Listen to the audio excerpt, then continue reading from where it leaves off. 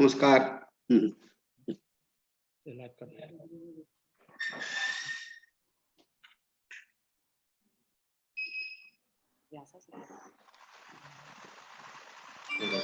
मत करो जरा। नमस्ते सर। और थोड़ा कम कर दीजिए। Lata start. But Dr. Garner is not here, but he may join later. You can start. Neetu ready? Yeah.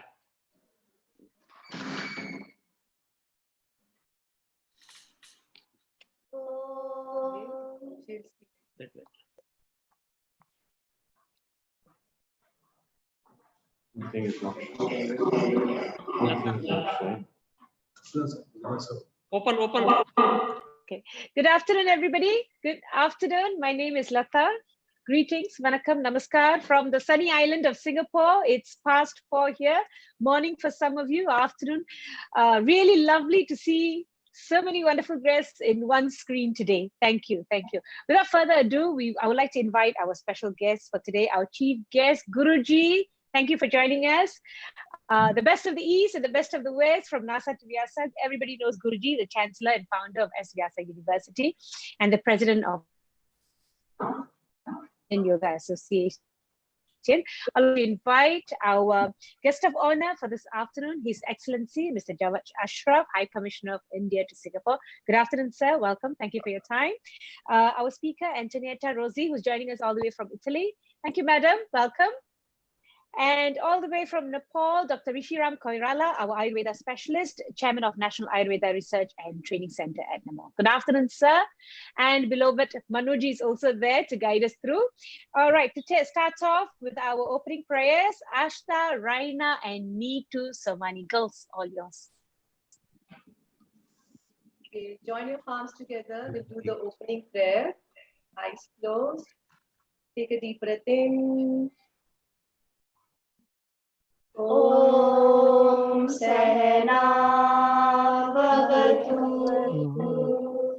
Sahano Bhunaktu Sahaviravahe Tejasvinavishamahe Om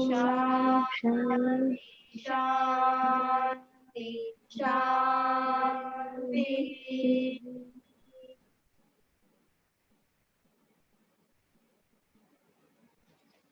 Thank you. That's Neetu in the middle, and her two daughters, Ashta and Raina. I know they look like sisters. Huh? That's what yoga does to you. Makes you look very young.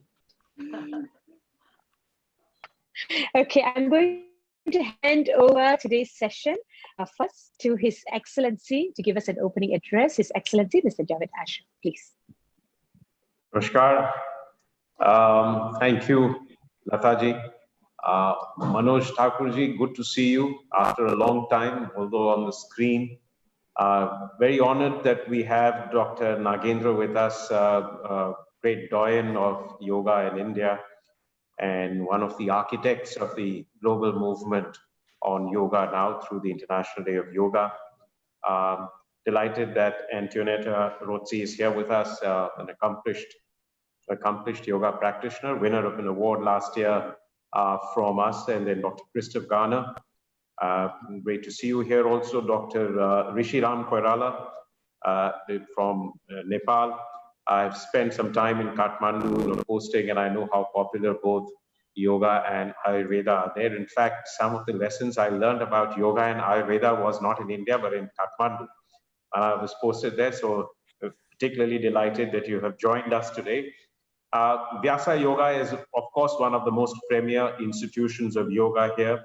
And I can say without any hesitation that they have done more to popularize yoga in Singapore and bringing joy and benefits to thousands of people here in this city than any other organization. And it is thank you and thanks to the leadership that Manojji, Lataji, and others have provided to this. And Ruchika, she's listening in today. Of course, we are all aware of the background of the International Day of Yoga. I was with our Honorable Prime Minister in the UN General Assembly when he made this call for declaring June 21st as the International Day of Yoga. And I can tell you this is a revolutionary idea in international relations. When he first mooted this, to a lot of people, it seemed completely out of tune with the normal ideas of diplomacy and international politics. But we'll all agree that, not only was it accepted very enthusiastically by the world when 193 member countries of the UN General Assembly adopted the resolution unanimously in December 2014, within a span of 100 days of moving that resolution. But since then, it has been practiced across the world. The International Day of Yoga is observed in every country of the world, in hundreds and hundreds of cities. There are two things that stand out in this. One, of course, is why Prime Minister spoke about International Day of declaring June 21 as the International Day of Yoga. And it is worth remembering this even as we are in the 6th edition of the IDY. He talked about an entirely new approach to life. Entirely new approach to life in terms of not just the health of individual, but by a new approach to life, building a more salubrious, more peaceful communities, and therefore a more peaceful world, and by changing the way we live to a more sustainable planet. These are the objectives of the world today. And he said yoga offered us a way of thinking, a way of living, and a way of being that can fulfill the global aspirations in the years ahead. Now, it also showed that in a world which is divided by so many reasons, that people can come together, rise above the identity, rise above the boundaries that they have in this world, and pursue a common good. And it gives us hope and optimism for the world.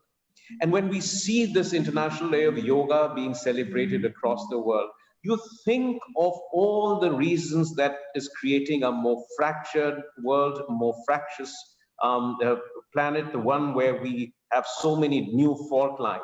The only thing that is unifying every country, every community across all the divisions of political boundaries, geographies, cultures, faith, ethnicity, is the fact that we are coming together to practice yoga. And it is a unifying factor today in the world. And therefore, it is something which should be cherished, not just for what it brings to us as individuals, but also what it is doing to inspire the world to come together at a time when there are so many tensions and divisions that are prevailing in the world today. And I tell you that in Singapore, this has been a city and a country which has embraced the International Day of Yoga with great fervor and enthusiasm. And instead of doing one large event in one particular iconic location, as happens in many cities around the world, we decided that we must take yoga to the people, to the masses. And therefore last year, and thanks to organizations like Vyasa, we were able to hold International Day of Yoga at 120 venues and through 180 sessions in the city. Now, if you think of the country, it's 719 square kilometers. That means one venue for every 6 square kilometers. That must be a global record. And it went into schools and colleges, it went into old people's home, into mental health institutions and hospitals, in every kinds of organization. And they can see the benefits of yoga. We had the support of Singapore government as well.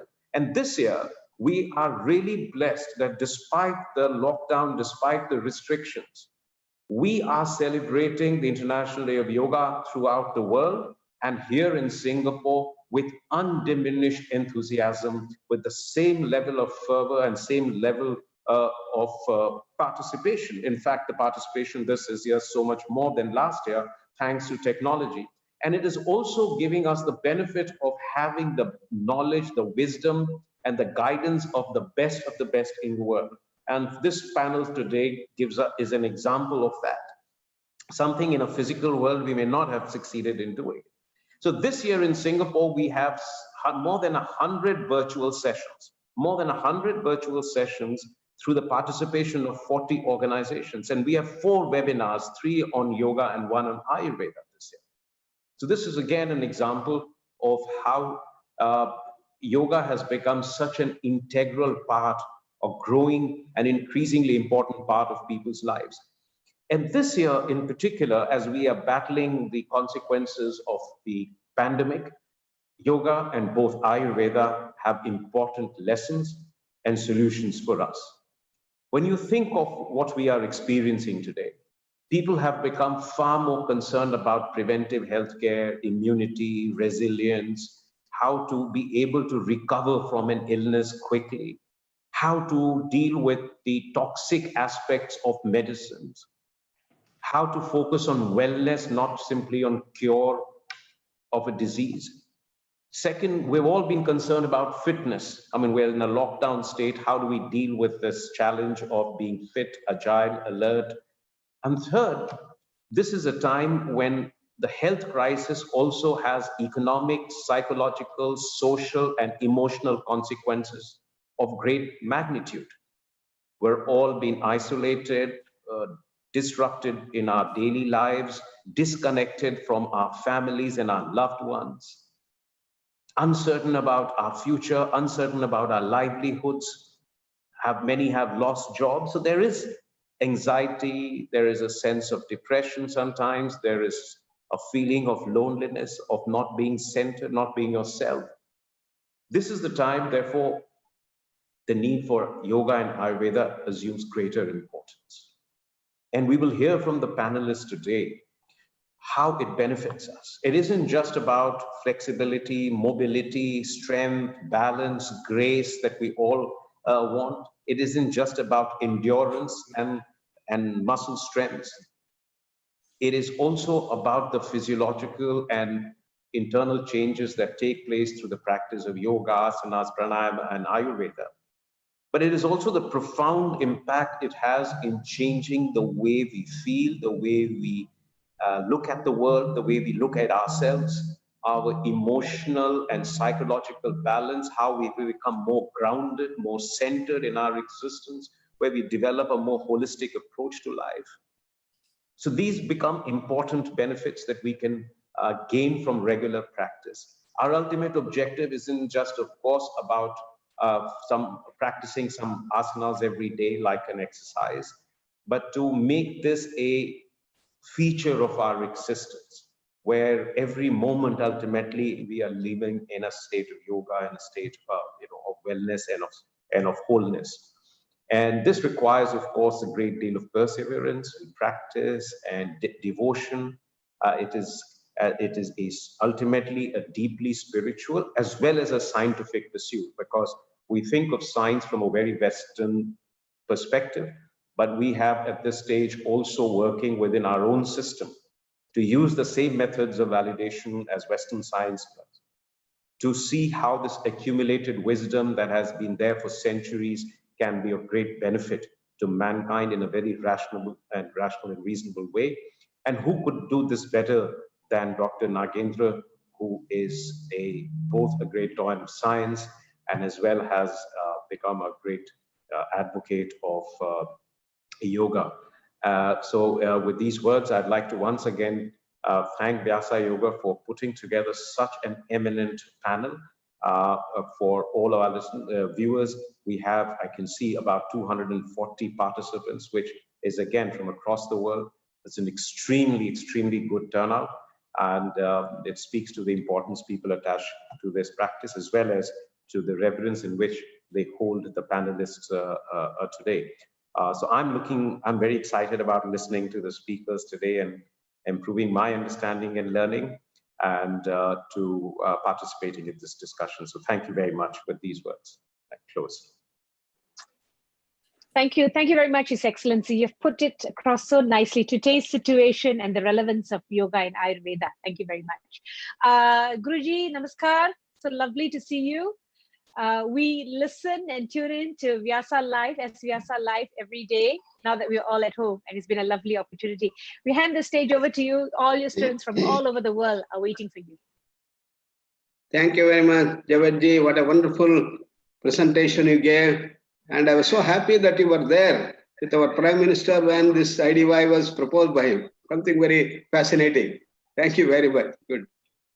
And as you rightly said, the celebration this year is something very unique. In all our earlier IDY celebrations, we used to come with great difficulty, come to the place and do that. I remember when we had our first IDY, people have to get up very early in the morning, 3 o'clock, because we wanted to have the Guinness World Book of Records in Rajpath in Delhi. And we had to be there by 5 o'clock. Everybody should be in place. And the Guinness World lawyers would arrange the whole things with accuracy. And then only they can give the record. So people got up at 3 o'clock in the morning and came. And they were there by 4:30, 4:15. And they waited up to 6 o'clock. And there was the chance that it may rain. And we were all praying that Varuna Prasad should not happen during the program. And it just did that. You know, after the completion of our yoga protocol practice, after a brilliant talk by our Honorable Prime Minister Narendra Modi ji, the rain started. You know, it was something fantastic. You know, but similar thing happened in Chandigarh also in the second IDY, and it rained very heavily in the previous night, and the whole thing had become so muddy and sluggish, and we are wondering how we are going to do this yoga practice in that. But the whole army and the DC, they all worked incessantly the whole night and then brought it to such a shape. Everything went very well. And soon after the brilliant speech of our Prime Minister and the protocol practice, again it rained. Varuna has been very kind, and each time he brings this thing. And later on in IDYs, again we had a lot of rain. Now we are rid of all these things, and people stay home comfortably in the lovely settings of their family and do this celebrations, which is something very unique. Therefore, the numbers are not in thousands, but in probably crores. You know, this time they were trying to gather how many people actually practiced in this. So, as you rightly said, this COVID has provided a very unique opportunity in one sense and a big challenge on the other side. The challenge is that people are not used to stay home for such a long time. You know, many of our friends and others whom I am talking, they say it is first time in our life that we are made to stay home for 2 months, 3 months, and without going out. So the isolation is a big challenge for them. As you rightly said, it may cause a lot of anxiety, the boredom, then depressions, and many other psychological challenges that we face. And therefore, I remember one of our emergency surgeons in London had got positive, so he went to the hospital and came home, and he was quarantined, and he has to be there 15 days. And he's a very dynamic man. From morning 6 o'clock up to night 10 o'clock, he was working and working incessantly in whole life. Now he's quarantined, he is alone in the, he became so anxious and so depressed, anxiety, depression was going on and on. And 2 days, it was such a torture. And he contacted and told that I'm in such a bad shape. Never in my life I was in such a bad shape, he was telling. And then we told him that yoga is the remedy for you. And now we have an option. One is go on worrying more and more, become anxiety, more depressed. The choice is there. But we all have a choice to think out of the box. There's another choice.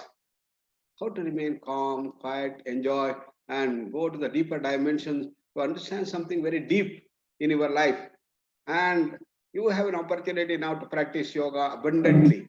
Earlier you had no time. When I was suggesting you, I told you said that I have no time, you know, not even half an hour you are able to sit. Now you have plenty of time. Why don't you use this thing? And we sent all the videos that we have prepared for people below 15 years. We had one module. 16 to 60, we have another module. Above 60, we have another module.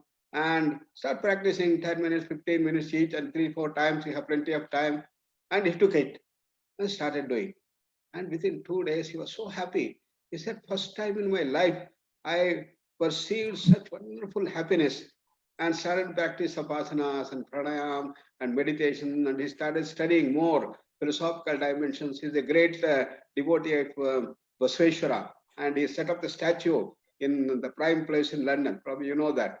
And then he said, I learned so much in detail, and these 14 days have been a game changer in my life.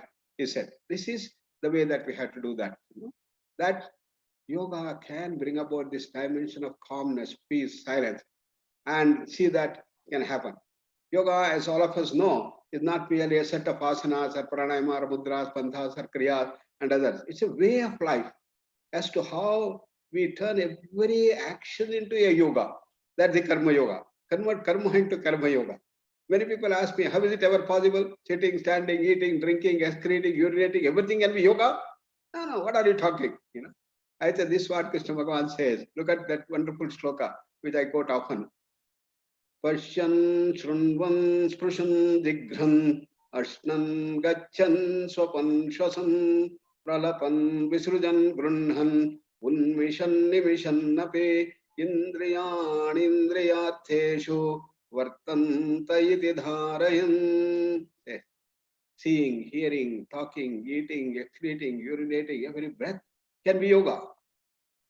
So what is that secret by which you can do these things is the key factor. And in Karma Yoga, that's the secret, which I call as a dual mode operation. That means we are all aware of the two layers of the mind, the gross layer and the subtle layer of the mind.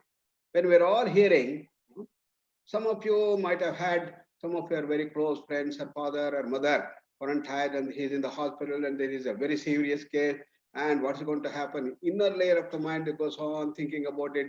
It is bugging you. What's going to happen? What's going to happen? Outside we are hearing, doing all activities. So that inner layer of the mind, we are all familiar. It is this inner layer of the mind that we have to keep it in calmness, tranquility, silence, peace, and blissful awareness. And do all the activities that you do.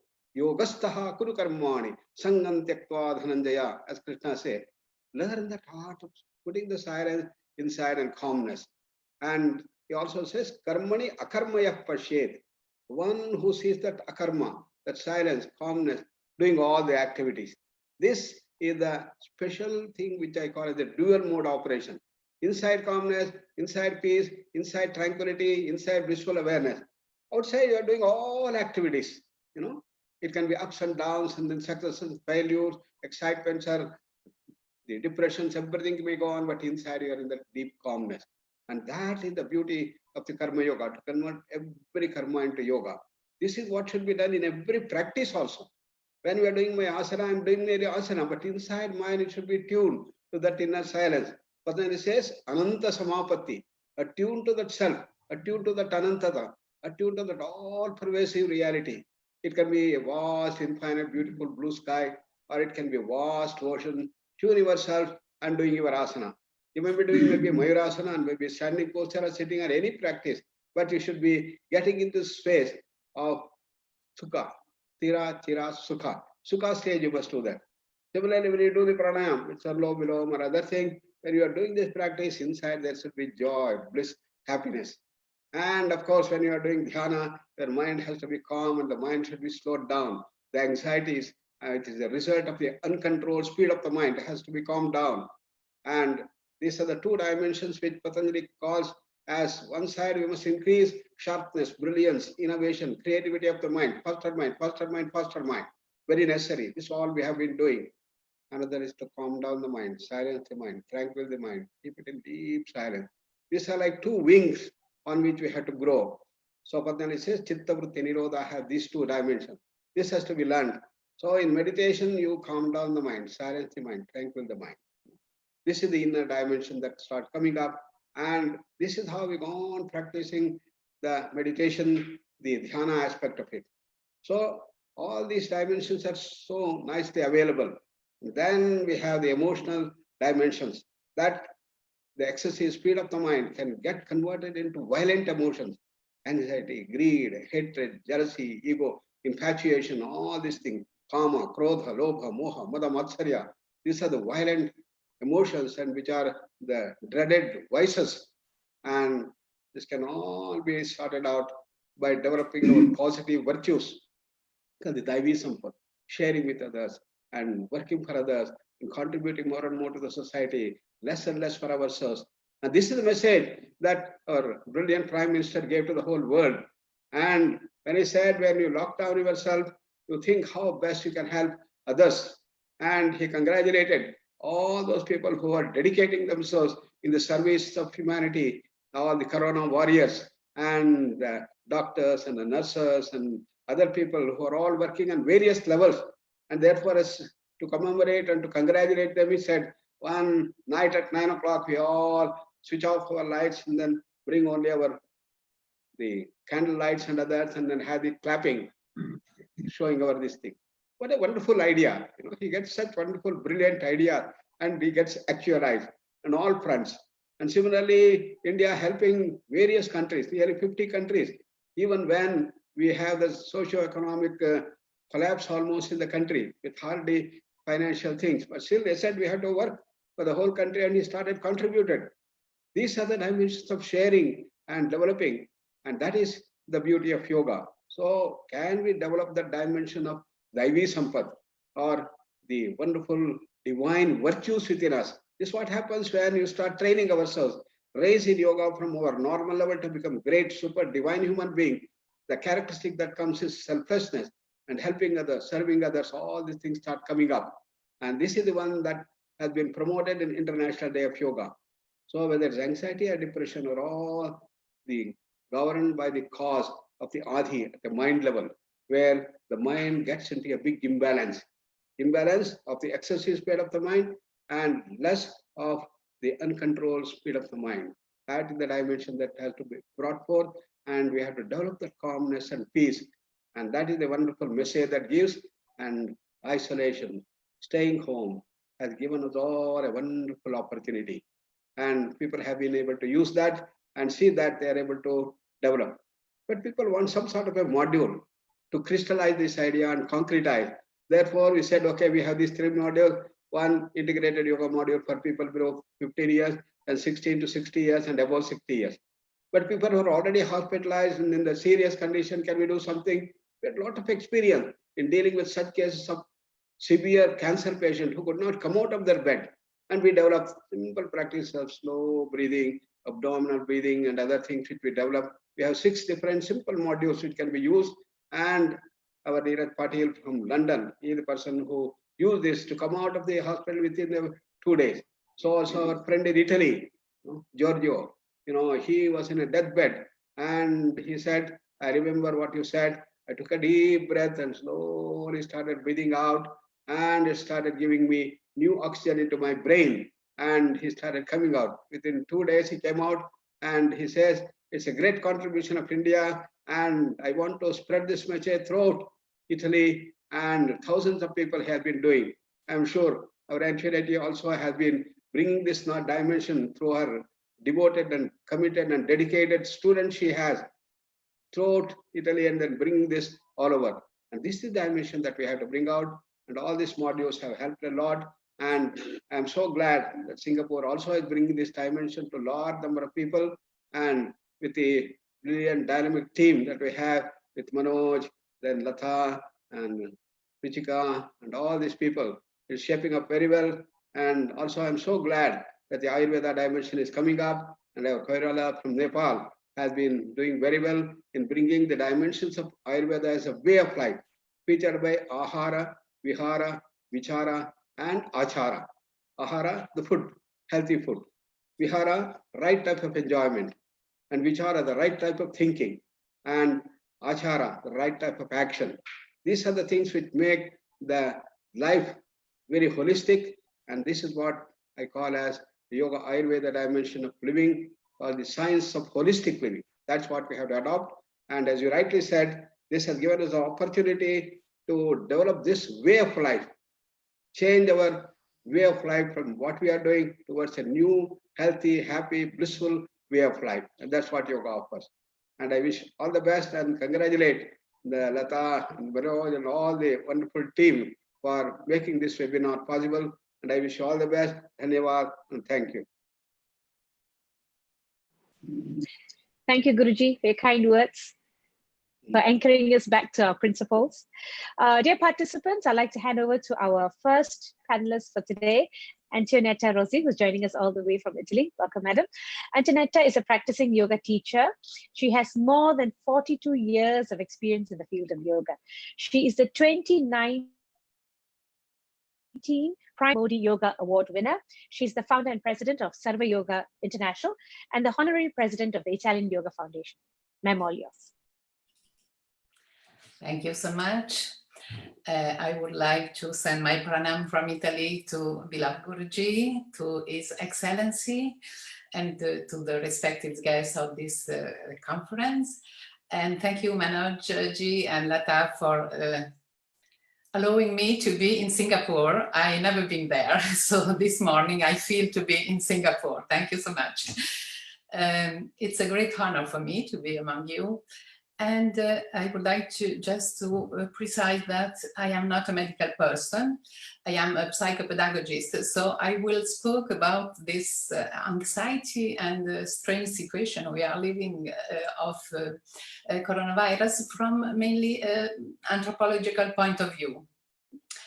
And I would like to show how we can explain the value of yoga, the useful techniques of yoga to the Westerners. Westerners have a slightly different mind, maybe from India. They don't belong to the culture of Indian people, so they have to import the culture. And for Western people, it is important to understand before to be involved in some practice, to be attracted from some practice. So we have to explain things. It is easier to motivate people to the practice of yoga. And it's what we are doing in our school. Thank you, Lata. You give me a few years less, but it's more than 45 years that I am involved in yoga. Anyway, so I would like to call this short speech on the effects of coronavirus in society, and especially the utility of yoga in this context.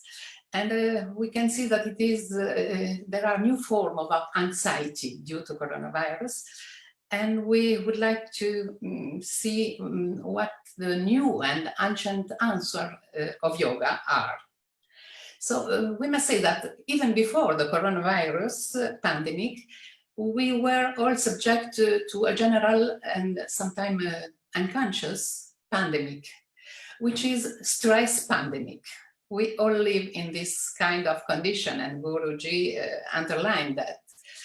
Our accelerated rhythm of modern life, the multiple activities, the constant agitation of the mind, have created a state of endemic stress in society, especially in our Western society. And this happened even the very first year of the life. Even small children start to live in this condition of stress. So it is also strange to see that before the coronavirus, we were stressed by an excess of activity, by movement, by thoughts, by worries, by work. And with the spread of COVID-19, we have suddenly forced to stop, to stay at the same place, sometimes even stop to work. And this gives a lot of available time. So the kind of work also that asks us to be multitasking workers, and the multitask required in work and in daily life is a source of great stress. So suddenly has stopped creating a new form of different form of stress. Since we are not used to immobility, we are not used to free time, this new situation, instead of becoming a moment of recovery, of reflection, or introspection, has turned into a new condition of stress, because it's aroused insecurity, anxiety, and fear. And fear is a very strong emotion. So a pandemic situation that we never experienced before, and therefore required the ability to adapt to change, because every new situation asks to the human being to adapt. This activates the general adaptation syndrome, GAS, as it is described by Dr. Hans Selye, who is one of the first doctor inquiring about stress. Why I am focusing on stress? Because there is a progression in psychological disturbance. Usually stress is the first step, anxiety the second, and when it became very severe, we can go into depression and even heavy depression. So stress, we have to understand that it's not a pathology. It is a natural adaptive process with a rapid autonomous activation of a complex system of physical modification to face a situation that our mind judge potentially dangerous for our individual survival or for the survival of the species. This change required by the pandemic has developed new forms of stress. It is due to insecurity, it is due to the new condition. It's a new condition which is unexpected. It is also unpredictable. It is ungovernable because we don't have yet a safe cure or medicine. This is a strange phenomenon, very new for everyone. And moreover, it is a silent and invisible enemy, so therefore even more dangerous. This situation has created strong mental instability and insecurity. These are two conditions that lead to a state of anxiety, sometimes very intense, and which in some cases can lead also to depression, which is a real pathology. So a prolonged stress keeps the body system in alert. And as human beings, we are not structured to be always in a state of alarm. And over time, this can trigger many pathologies, different pathologies. And the stressors are manifold. We can be physical, mental, emotional, social, from the environment. However, the body response to different stress stimuli is always the same. It is a response matured over the course of evolution in millions of years. So we have no possibility to diversify the fight or flight response, which is the term which is used in stress. And we have no possibility also to block stress voluntarily.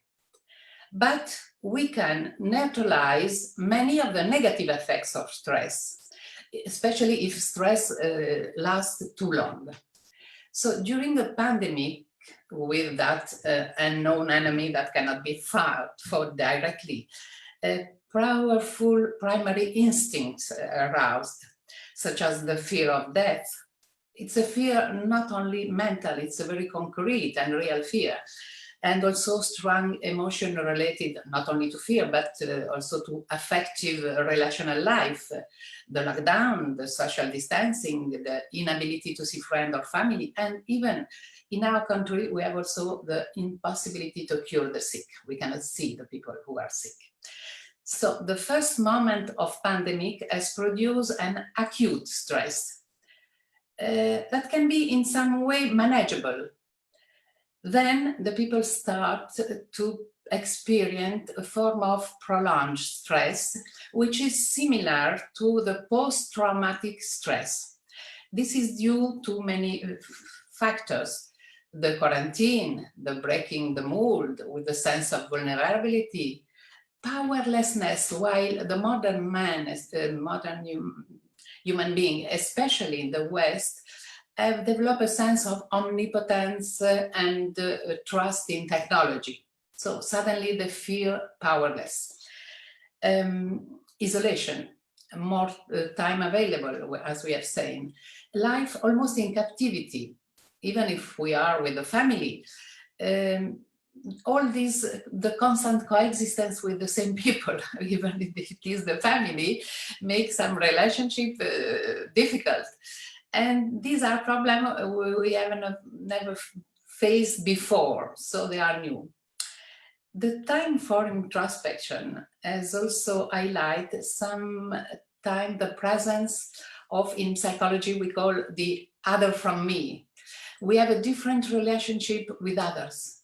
And so it has also a feedback on our relationship with ourselves. And this way also, we have to discover a new way to cope with other needs, with other fears, with other death sometimes. And to integrate all this emotion, it requires to have already a defined and stable personality, which is not always the case. So let's see how yoga can help to solve this problem and this situation. The Swadhyaya, the research in ourselves and of our true nature, our true seed, recommended by Patanjali, required also the lucidity of introspective analysis and the capacity also to look at the what we can call the so many strangers that live in us, the desire, the need, the thought, emotion, the goal of our lives too. So it's really a path, a new path that we have to go inside and to find a way to develop new ability and new competencies as well. And in that, I think yoga helps a lot. If we can say in a Western language, what we are taught is to develop what is called resilience. This is an important situation. It is important to know how to develop this good resilience. Resilience is not only an engineering term for metal, it is of course, but if we go to the root of the word, which is a Latin word, resilere, means to adapt, but to adapt in a very intelligent, I think, in very acute way, to adapt, making a jump back to be able to see more paths available. This is the way to adapt to new situation, to new challenges too. So the resilience is not a static attitude. It is really a dynamic, and it helps to cope with difficulties, developing new resources and new skills. This is exactly, I would say, the general program of yoga. To expand our vision by discriminating, evaluating the situation, developing viveka, with different response patterns, to adopt different perspective and explore new way to get out of the bondage of our conditionings. We can say vasana and samskara. In order to develop resistance, modern psychology suggests to stop, to build a space of awareness, to question ourselves. These are all the paths of yoga. We don't discover anything new in Western psychology, we could say. There are general suggestions, but they are not so easy to apply. What is important and what is unique in yoga is that yoga offers precise technique to apply these principles. It's not general indication that everyone has to fulfill and to arrange. So yoga offers precise technique to experiment, for example, the immobility of body in asana, the immobility of breath in kumbhaka, in pranayama, the immobility of mind in concentration, and so on. So the whole program of yoga, in particular the one suggested by Patanjali, responds exactly to the need of this moment to overcome especially these states of fear. In the context of a global epidemic, and we can say that paradoxically, these same instrument tools of yoga are also effective in many other circumstances. As yoga has been studied to solve, it seems like if yoga has been selected, has been studied to solve this specific problem of this moment, but indeed it's not like that. The same tools are useful in other situations too. And why is it possible? This is the uniqueness of yoga, I think. Because yoga is directed to the universal nature of human being, not the specific one, not only Indian one at the time of Patanjali or in another context. Because the real needs, the real goals of life are the same all over the world, all over the time, and in any geographical area and in any culture. That's why I think yoga has spread so much in this last time in every society. Yoga, we can say, as an adaptable plasticity, just because it is addressed to universal aspect of the human being. It is defined in Bhagavad Gita as equanimity, Sattvam Yoga Uchyate. Yoga is equanimity, that balance that need and lead to a state of physical, mental, emotional homeostasis, we can say in our Western language. Equilibrium, balance. This is the state where the human being can develop their whole and great potentiality. This is the background that we need to create, and yoga creates exactly that. I would like to give some simple example, because the very complicated and philosophical aspects are fascinating, but I think it's more useful for general people to give very small pills of understanding so they can catch the real nature of yoga and are motivated to practice it. For example, we can give some examples that highlight the extraordinary potential of yoga in solving every concrete problem and find this balance, this equanimity. If we look at Yama and Niyama, for example, which is the most difficult part to present to Western people, because we have our own rules, our religious rules, our social rules too. And usually people doesn't like so much rules. So this is not easy to present as concept of yoga. Well, if we look inside the rule, of course, there are ethic rules for the behavior towards ourselves, towards the other, towards society. But if we look deeply in the Yama and Niyama, we can see that it's mainly to manage our emotion, which is the biggest step for a control of the mind.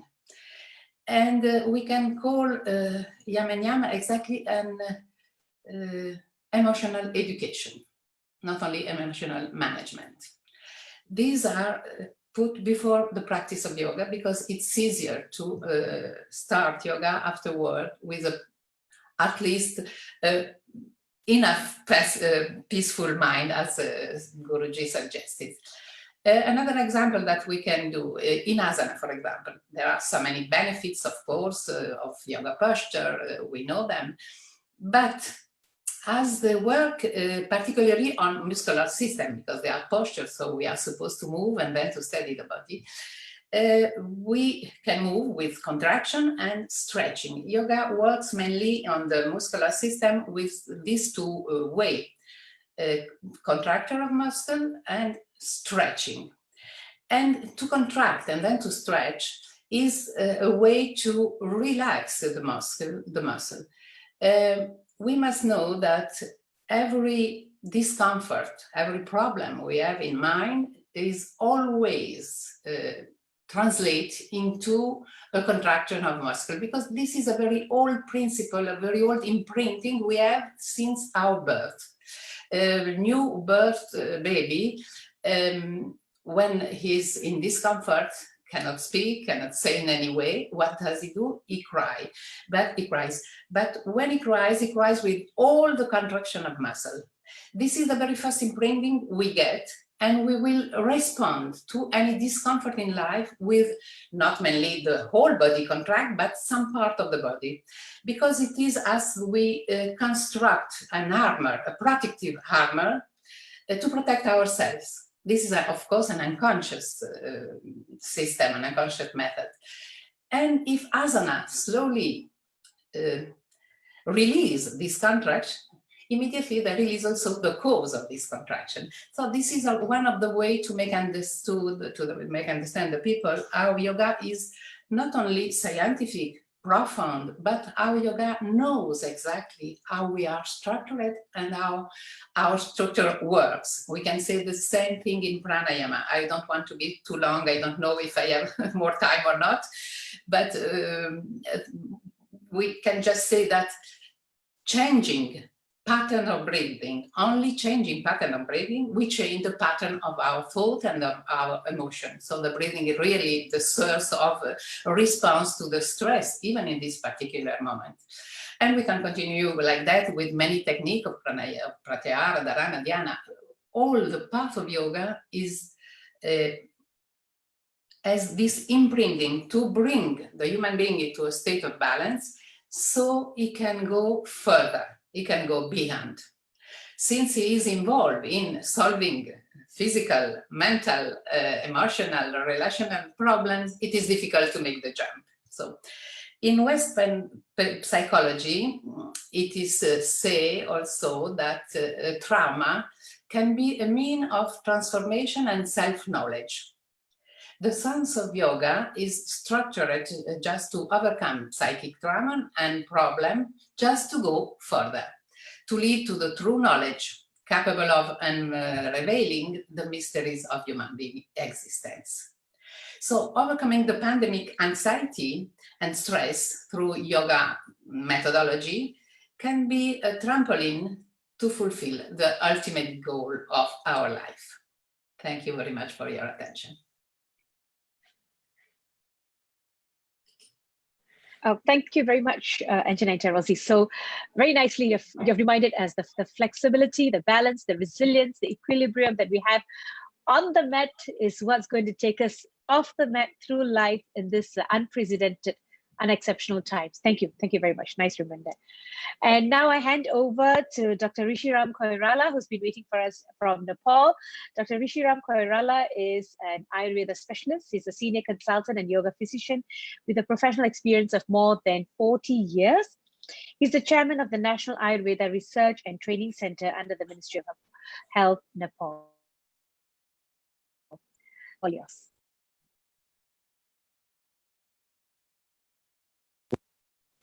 Namaste to Guruji. Namaste to His Excellency Javed Saab. And namaste to Antonietta. Grazie mille. Poco parlare poco Italiano. Oh, wonderful. Yeah, I've been many times to Italy. And Christoph, I think we met during 90s, mid-90s, couple of times, looks like, but I'm not sure because I'm also a traveler. And my lovely brother Manoj, we have been a very, very close since 1983, somewhere 1985. And with Guruji, I have always been blessed by him. So particularly today, my chapter of expression as a clinician for the last 40 years, and as a yoga practitioner, learner, as now even as a student, since 1984 from Vivekananda Kendra from Kanyakumari, and later on in Byasa in Bangalore, where I was many, I will not say many times, but I was in a very significant time there. And my academic institution, my learning institution, Gwalior, where I graduated from there, my medical education, and I did my master MD education from Banaras Hindu University. So all this, I'm traveling throughout the many different countries and visiting more than 122 countries. People to my place also, they do come. So I'm a very clinical oriented man. So I will try to see the science into the clinical application, because I give my very regards to all the three speakers who enlightened insight about the yoga. But I will just go to the another slide and quickly, because I think the time is very limited. I just like to go for practical tips for this. So global distress, we all know, this is another dimension of energy, where there is a unified field of energy in different layers. One is the fear layer, learning layer, growth phase, because many of people are having right from the fear, learning and growth phase. they cross the acute stress level to the learning how to adaptive and how to grow inside, or how to make my routine very well. Because it is not only sitting for meditation, it is taking care of the kitchen, taking care of the whole house with the family relationship also. Let us go to the another slide. Life or individual in a cosmic evolution or energy field. And normally what happens, that whole science has been told as an event of sequential event. And I think everything, whatever gives as a progressive sequential. But what happens is that life now and here means here at this moment is the very wonderful, is that moment is the abhyasa. We do have practice, whatever we do practice. Now here is the moment, everything into the cellular level, memory level, or all the physiological level is changed, transforms. That's why what is the difference between Western biomedical system and this system is that the entire yoga and Ayurveda system is that every moment is transformation. That's evolution is happening every moment in the single, into a continuous process. That's why in the fear also, what we teach to the people is that the moment you are fear, now you are no more there. The dimension shift. Only just be aware. The dimension shift and the shift happens. Nothing is static. Nothing is the static. It is all the play of the energy. That's why I'm also in evolution in every moment, all of the nature, all of friends, that the thought what has come, the physiology what has come, molecule what has come, even the food what has come, nothing is static. That is a continuous process. This lecture I have to give for 5 days in Japan when I would raise this question in the first day in the medical university. Let us go to the another one. And life or individual in a cosmic evolution and energy field, functional union of wholeness, collection of atoms is the life.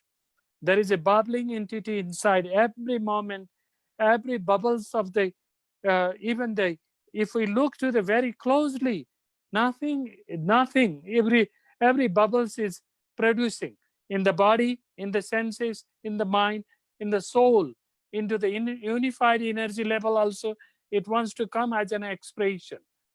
Expression comes, each an expression of each expression, which comes ultimately to the objective or in the subjective.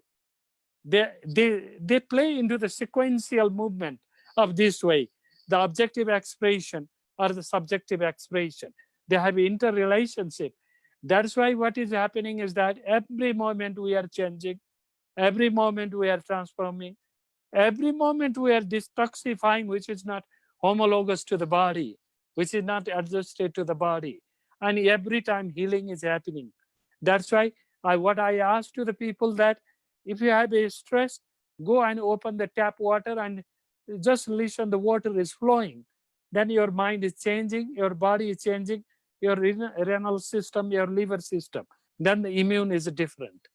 I teach to the people because I'm a person where people can call me in during the night also, 12 o'clock. At this age also, I receive message and I say, just do the breathe. Just do the nose, close your nostril. Do not stress it. And equally, my son is also a psychiatrist. That's why we are developing a hub to work with everybody. If there is any difficulty, they can call us and we have. That's why healing is there.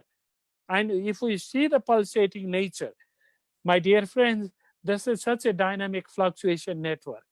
It is pulsating every moment. Just we put one drop of the silence through the yoga, through the breathing or whatever yogic dimension, that changes the body chemistry. That's why each product have the chemistry. Let us go to another slide. So in cosmic living dimension, constant phenomenal interaction within and with the environment. It is happening inside me and with the environment also. Like in the ancient time, there were also the lot of time has been the this type of pandemic situation. They were doing a lot of puja, yajnas, homa, we call the flags, with a lot of herbal incenses and flag inside the home, also the incenses and fumes, the smoke. There is so much things to help to the body, the phenomenal outside and phenomenal inside. That in the time, in the sensorial input and the pragya, in the wisdom label inside. If the my wisdom label is my sensorial inputs as a fear component, as other components of the different things, or the kala, the time. Time has come this as a adversities of the time of pandemic. This kala, inputs and pragya, this creates how the wholesome creates inside. If the wholesome is there, balance is there, which is a dynamic phenomenon and constant transformation, then it becomes the health.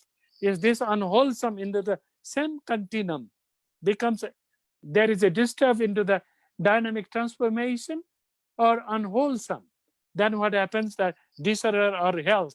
That's why health and disease is a continuum. If I put myself for half an hour in a silence, my immunity goes up. If I put my fear inside, my immunity goes into the crisis. That's why there is a continuum. If I have got a 7 hours sleep or profound sleep or a yogic sleep or garastha sleep or whatever, then it's a different. If my mother hugs me, is a different. If my children comes and close cozy, or a different. If the mother, that situation is a continuum. That's why healing is not a one-time event. Healing is a continuum. Let us go to the another. Health and healing dimensions. Each impulse, the product of time, sensorial inputs and the wisdom, is a healing impulse. Such a wonderful that time also gives the healing impulse. That's why I asked to the people, just watch for COVID-19 news in the television, go to the reading some book, listen some music, listen, talking with the family, spend to the time, because time itself gives the quanta of the physiological biochemistry. So here intervention for health and disease management is a continuous process, because if we want to manage our disorder or difficulty, go look to the time.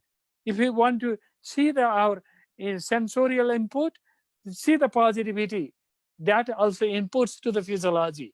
And if we apply the wisdom, then it becomes a different. In Ayurveda, we say kala is one of the cause of disease. We say sensorial inputs, there is no homologous relationship of the senses, and it causes the disease. And if the crime mistake of wisdom, it causes also the disease. That's why disease with the external invasion and disease from inside, external invasion comes inside also, causes the inharmony. That's why looking to this dimension is very important. Let us go to the another slide. Harmony and wholesome of each impulse in the anxiety and depression. Biochemistry varies or depends or based on Prakriti. Let us say Ayurveda is one major question. If the person is having a multiple thoughts, every moment is going thinking, not only that, like doing means speed him up. Anything is speed up, neurological climax goes higher up. And then what happens that even after doing the good mantra, good perception, good everything, word, laya, and then what happened that the repetition is fast. The Vata Prakriti people, they goes into the anxiety, where neurological anxiety is very high. And another people, they are impulsive by nature. There is a metabolic character of the people, as if that also defect. And there is a cohesiveness, latent energy, inertias. For them, we need to stimulate. My dear friends, stimulation is so much. That's why I will go to and I will say that length of time and global time, and sensorial food and feeding, mind, emotion, and wisdom application, resulting to immunity, or the samatta. That's why we have to look to the Atma Bala of the people. That Bala, that immunity, that Kim comes through that. Let us go to the another slide. Let me give you an example. I like to finish on time. Those who are highly stimulated, any neurological activity, I teach to them as a slowness. Slowness is the key for you. Every time I teach to the people, breathe slowly, meditate slowly, withdraw everything slowly. No need to go into a very forceful intention for that. My dear friends, what happens that it gives a very, very different feeling and different physiology, because physiology is much more important, and physiology is not a static. Mind is not a static. In the metabolic body, which are called the pitta body, they change very rapidly with the climatic condition, with the conflict, with the managerial, with the deadline. These people, I say that moderation is the key. Do not go to the apex. Do not go to the slow. Go to the moderation. And kapha people, if they close the eyes, they go into the sleeping immediately, snore. Then we need to require stimulation into the physiology. My dear friends, physiology is such a thing that they have to go for jogging. They go for dynamic exercise. They go for running. That's why Vata, Pitta, and Kapha. These are the tools we need to understand anxiety and depression. Depression is mostly, if there is a reactive depression, then it is a mostly Pitta domination.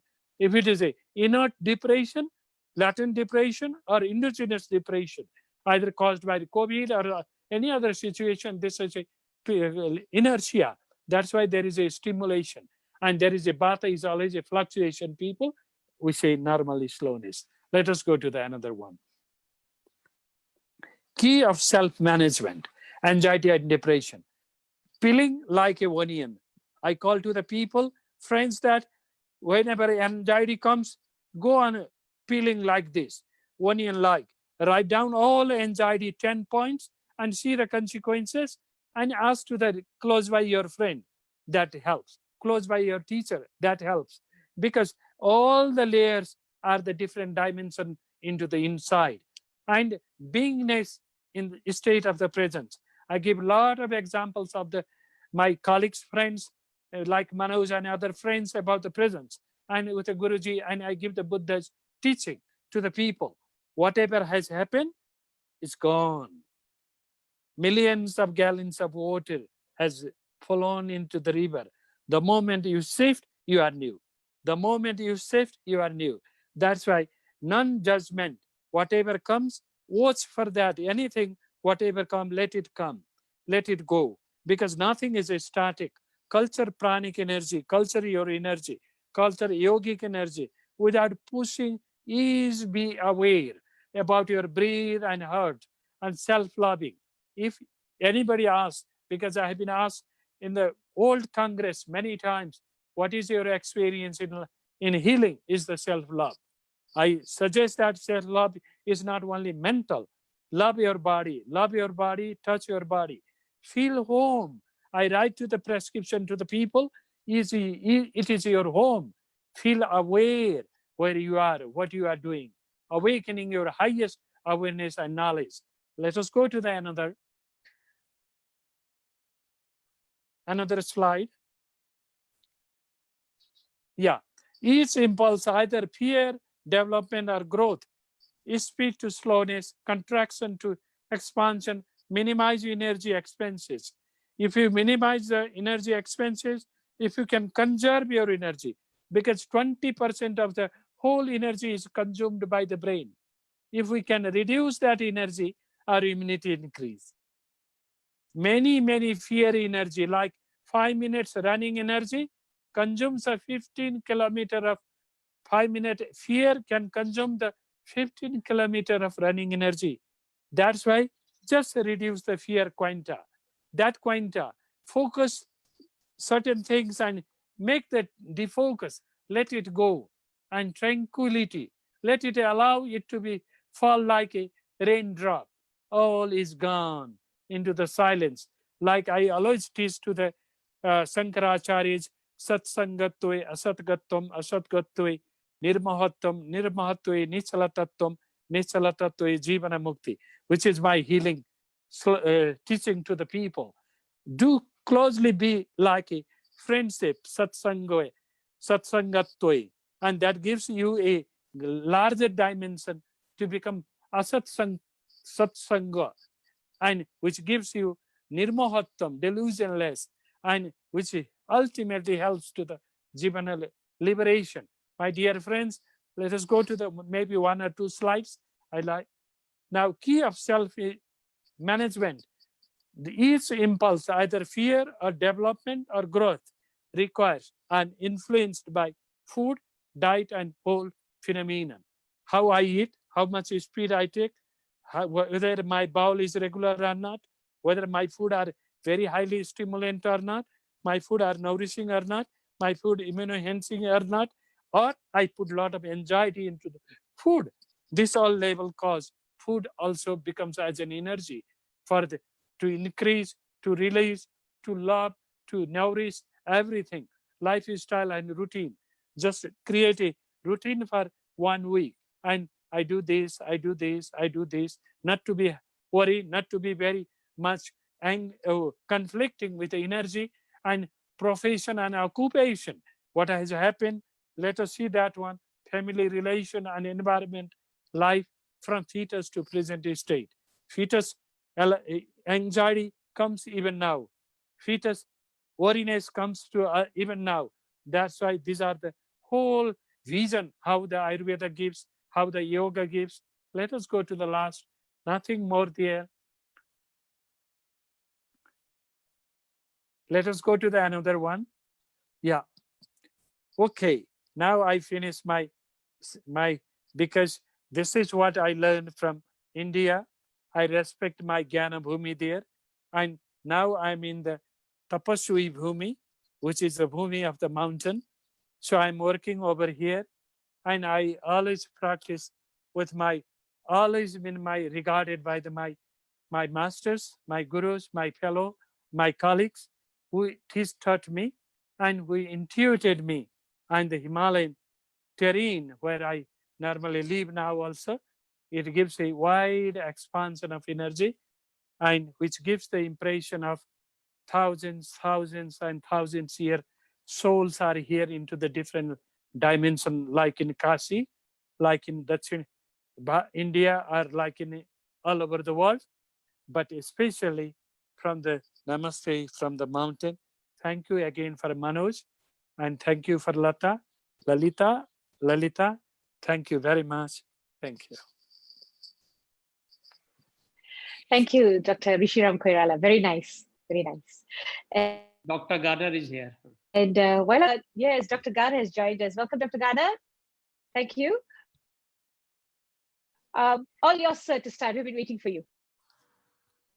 Dr. Garner is a neurologist. He joins us from Germany. He's going to talk to us about Ayurveda and the neuro aspect. Dr. Garner, you could unmute. Unmute.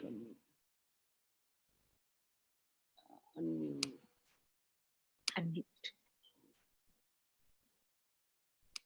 I cannot do it. No, ये कर रहे हैं. We is searching. So at the top right-hand corner, you will see the mute button. It looks like a microphone icon.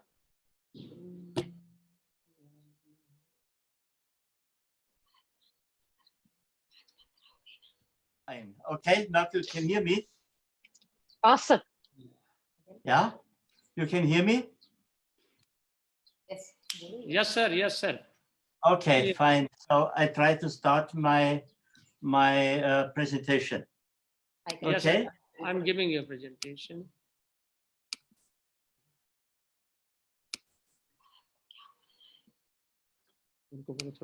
Okay. Okay. 10 minutes. Hello. Yeah. Yes, sir. Start your presentation. Very good. So thank you very much for the invitation. And sorry for the delay because I have been at the clinic and I forgot my handy at home, so I didn't catch it. But now I'm here and I want to talk to you. Let's see the time, about 15 minutes about my experiences and what we can do with the concerning the mental problems in this COVID thing, pandemic.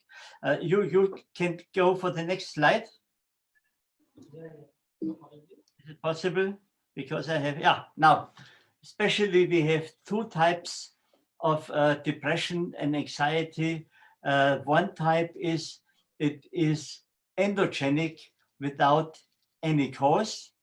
But in the COVID pandemic, we have an exogenic depression because we have a known cause. That means many people are anxious that they might get this disease, and in many cases, also with young people, it is fatal, or with a lot of symptoms, sometimes ending also with death. So depending on the structure of your mood, some people are anxious, so they will not go out of the house, they will avoid every contact, and they fell into an organic depression. Can you go for next slide? Yeah, Dr. Garner. Yeah. Dr. Garner, just 1 minute. His Excellency wanted to go. He has another meeting. Yeah. We want to just thank him, and then we'll continue. Yeah. Okay. Okay. Yeah, sir. So, Okay.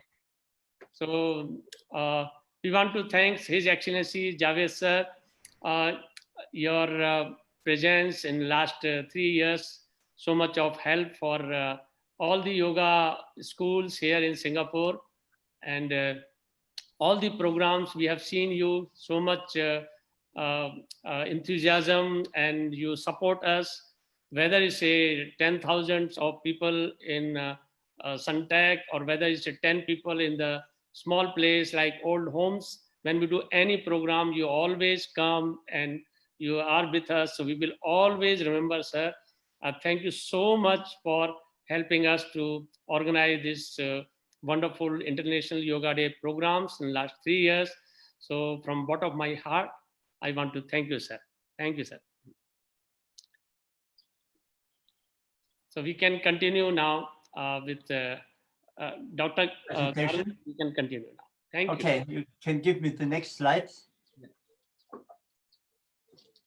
Yeah, the causes for anxiety and depression, especially during this COVID-19 pandemic, are, as I told you, the anxiety to get the disease himself or herself, or with the relatives.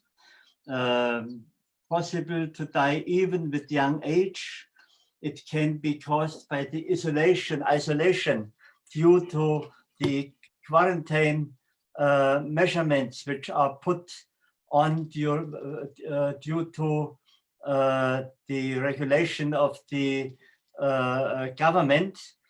And also, of course, people may lose their jobs, their business may not run.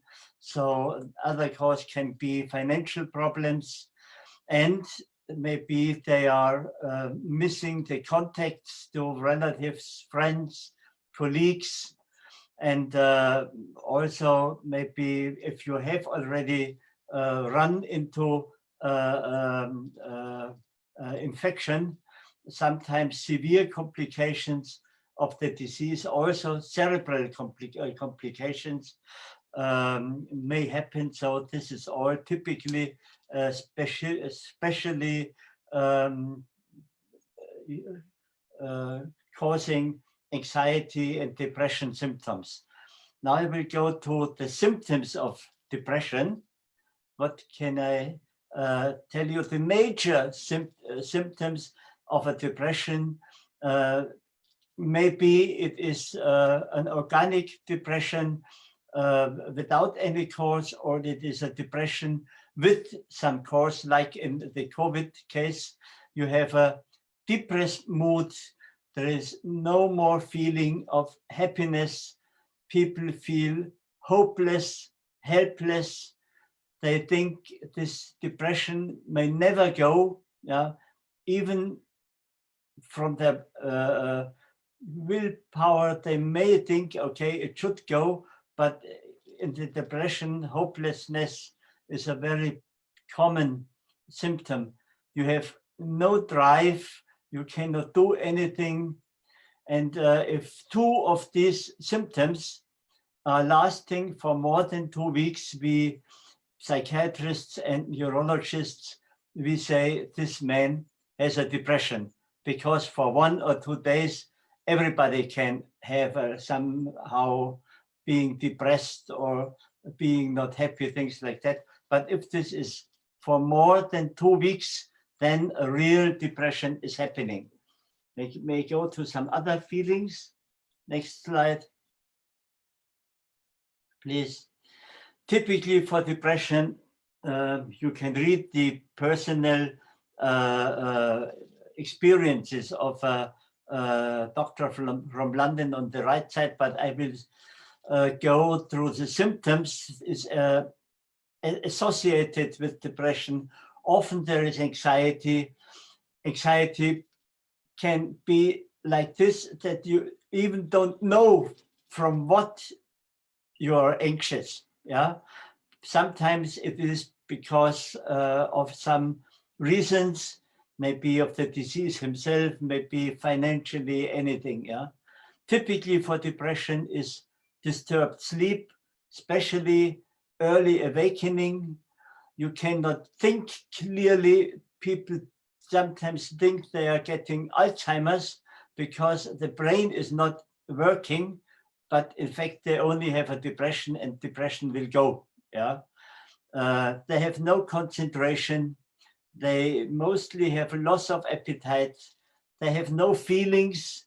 This is, if you talk to depressed people, this is one of the most severe symptoms.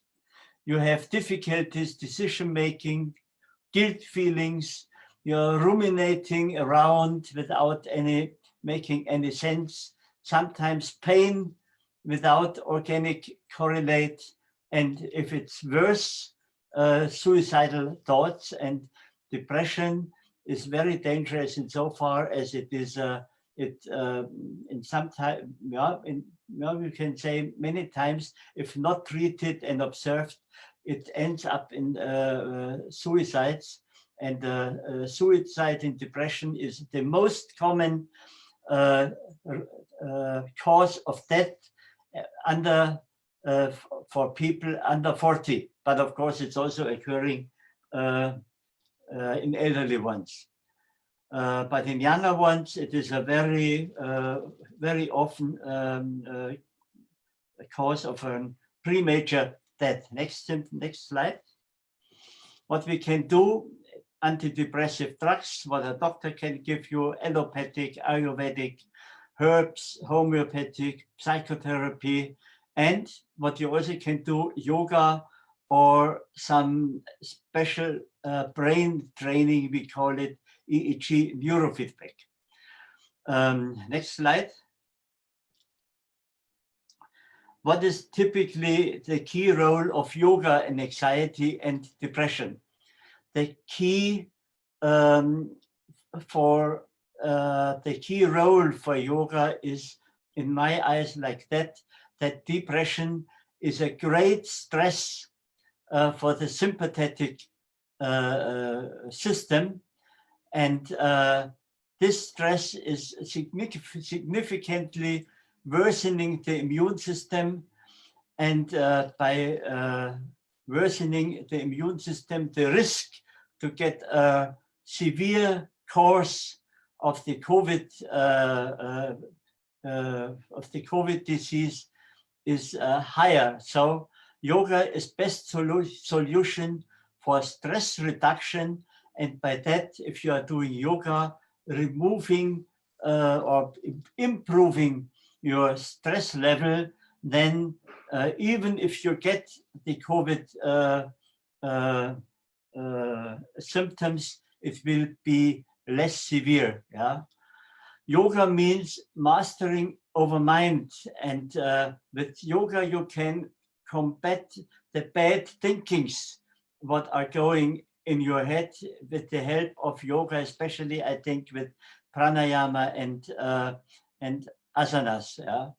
If with yoga lifestyle, you can learn to live in the present and not worrying for the future calamities which can happen. Yeah, there's a good word, I have it from my teacher Rav Ramchi. He told me when I had big problems in my clinic, don't worry, you are responsible for your actions now, but you don't have a right for a result. So don't worry for the future. Do what you can and everything will be fine. You will sleep better, so you are less worrying in the night when you are doing yoga, and especially using asanas, pranayama, and mind sound resonance techniques. They are best for reducing the stress. Meditation in depression is a little difficult because of concentration deficits, and whenever you try to concentrate, maybe bad thoughts may slowly again capture your mind, and this makes meditation a little bit difficult in meditation. So what about the time? I would like to share one study how yoga breathing can affect your brain. This study was done by my daughter Malvina in her university clinic in Saarland in Germany. And quickly we go one more. She was measuring. Can you go on for one slide? She had 11 participants, healthy medical students, males, females, and these people were no meditators or yoga practitioners. And she was testing 4 breathing conditions in a pseudo random number when they were lying in an MRI, and they had to follow a specific breathing technique: slow nasal breathing, 3 breaths per minute, slow mouth breathing, 3 breaths per minute, fast nasal breathing, 20 breaths, and fast mouth breathing, also 20 breaths. This was looking like this. Next slide, please. Sorry to interrupt, Dr. Ghana. Yeah. You just have to speed up a little bit so we can manage on time. Sorry? Sorry, you just need to speed up a little bit so that we can keep to time. Yeah. 2 slides. So you Thank see you. how they were shown very slow breathing or rapid breathing during lying in the MRI. You can go to the next slide. I show you the result, and then I'm finished. Yeah, you see with slow breathing, a lot of brain centers are activated compared on the right side with the fast nasal breathing. These centers were not activated. And the final slide, what are these centers doing? Last slide. Next slide. Next slide. Next one. The brain centers. Oh, no, one before. One before. Can you go back one? Back, not forward. Back. Now, stop. One forward. Okay. These centers are responsible for stress regulation, emotional regulation, autonomic regulation, learning, spatial orientation, high-level attention, decision-making, sensomotoric and pain processes, aspect of self-consciousness, and for yoga, very interesting feeling of happiness and bliss you can achieve with very slow nasal breathing. Okay, thank you.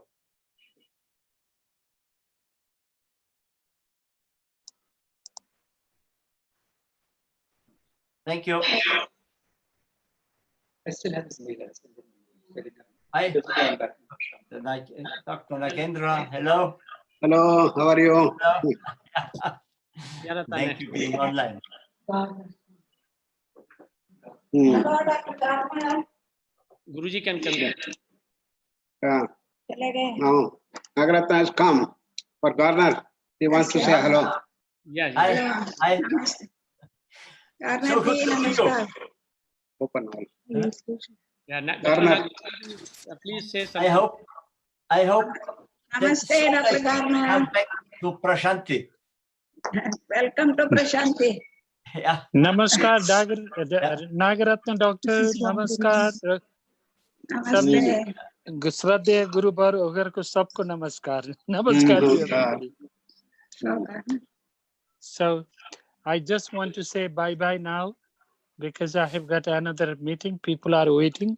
Yeah. Thank you very much. Garner, Namaskar. Here, where Ravi Kulkarni is there. He wants to say hello to you. Hello, Dr. Garner. Do you remember our times in Prashanti? Ravi here. Yeah. Ravi. Very nice. Thank you for joining. Guruji, can you Okay. conclude right now? Namaskar. Namaste, namaste. Yeah. Guruji. He will conclude, madam. Ratna will conclude now. Bhagini, namaskar. Looking forward to see you all. Hello. Nagaratna will conclude now. Nice to meet all of you. Nagaratna, namaskar. Namaskar. I'm Nice happy to see you all all of are you. always- Yeah, Didi. Devi, continue. What am I supposed to talk? I've been hearing Dr. Garner speaking about yoga in depression. Yeah, Yeah. Didi. Yeah, we have had very encouraging results. Even yesterday, I discharged one person who was only 140 kilos Wow. with depression, heavy Yeah. doses of medication. There was Yeah. a big change in him, and we were able to discharge him home with reduction in weight, and there was a big brightness in his face without depression. And he says, I love the psychiatrist here. I love Prashanti. I would like to do a lot of yoga. And he's continuing his practice at home.